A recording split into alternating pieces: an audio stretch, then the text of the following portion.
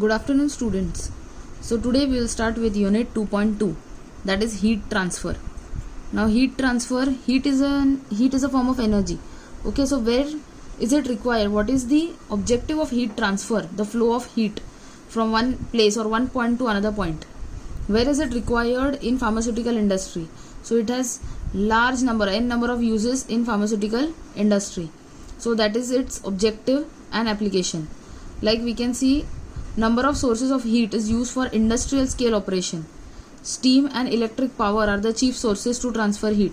Either we have that steam jacketed kettle, all such instruments are there, or we are having electric source so as to transfer heat from one point to another. So it is essential to convey steam without any losses to the apparatus in which it is used. So this study of heat transfer will tell us what kind of apparatus, what kind of different mechanism of heat transfer mechanism can be used so as to have a very good, efficient and economically better design of the apparatus. So that is the reason we are studying this chapter, heat transfer. So where are its application in pharmaceutical industry? So like we have seen in the earlier chapters, like evaporation. Evaporation uses heat as the main source so as to convert the liquid or the vehicle into vapor, which is subsequently removed, and what is remaining behind is your product. Okay, like here it is given, evaporation is used for preparing vegetable extracts. So to remove the solvent from which this extract is prepared, you require heat. Second, we have already studied distillation.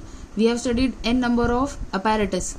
So for distillation also, what you require is heat which is supplied to liquid mixture for converting liquid into vapors. Okay, and then you have that condensation of that thing. So you require difference in heat at different places. So heat is the main thing which is required for this process as well. Then drying. Then for drying, there are n number of uses. That is, firstly we can say in the production of tablets, or we can say for making dosage form itself.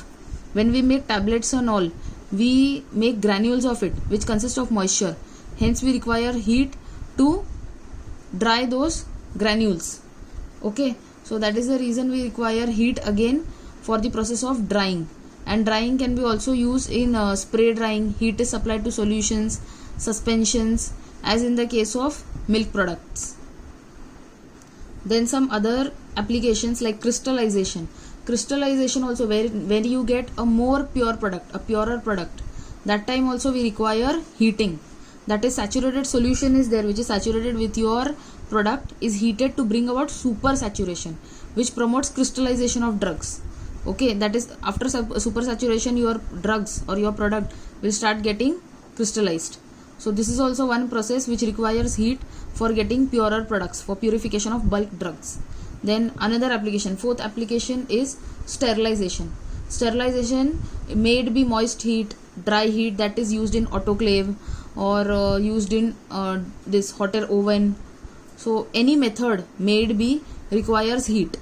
So you also have other methods of sterilization which is like gas sterilization and all, which doesn't have heat, but generally what we use for apparatus, for products, for thermostable products, okay, for any glasswares, all these things, whatever we use. So for sterilization in pharmaceutical industry we use heat.